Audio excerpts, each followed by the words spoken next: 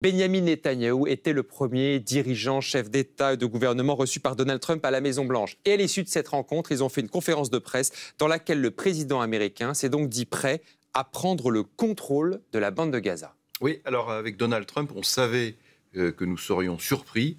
Mais là, nous sommes surpris par la surprise, vraiment.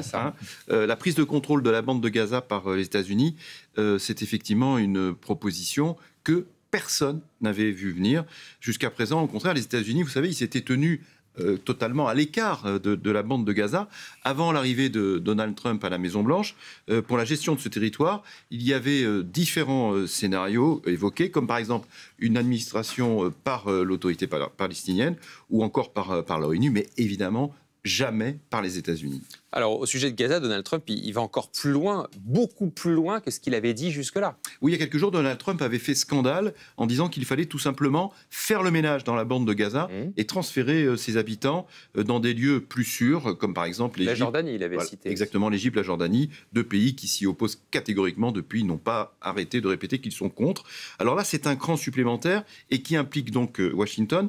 En fait, on a un peu le sentiment ce matin que ce n'est pas le président des États-Unis qui parle, mais que c'est plutôt le promoteur immobilier, Donald Trump. Alors, il constate que la bande de Gaza est détruite, et il a raison, c'est tout à fait vrai.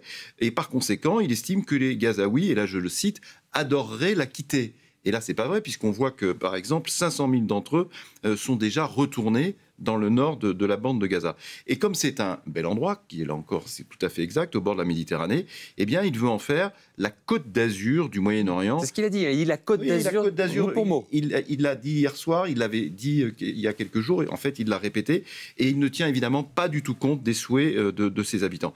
Et ce projet, j'ai envie de dire, ne vient pas complètement de nulle part. Il faut aussi rappeler que Steve Witkoff, qui est l'émissaire de Donald Trump au Moyen-Orient, c'est lui aussi un mania de l'immobilier. Donc, en fait, c'est un projet immobilier qui nous a été présenté cette nuit par Donald Trump et non pas, comme on pouvait s'y attendre, l'étape ultime d'un accord de cessez-le-feu entre Israël et le Hamas. On attendait plutôt de cette rencontre entre Netanyahou et Trump un remodelage vraiment du Moyen-Orient. Est-ce que les deux hommes ont parlé de remodelage, de l'avenir du Moyen-Orient? Alors peut-être qu'ils en ont parlé entre eux lorsqu'ils étaient en tête-à-tête dans le bureau ovale, mais en tout cas publiquement, pas grand-chose n'est sorti. En fait, la proposition de faire contrôler la bande de Gaza par les États-Unis éclipse tout. À peine les deux dirigeants ont-ils rappelé qu'ils feraient tout pour que l'Iran n'obtienne jamais l'arme nucléaire. Et pour le reste, on attendait aussi la normalisation des relations entre Israël et l'Arabie Saoudite. Eh bien, elle semble plutôt s'éloigner parce que Riyad conditionne cette normalisation à la création préalable d'un État palestinien.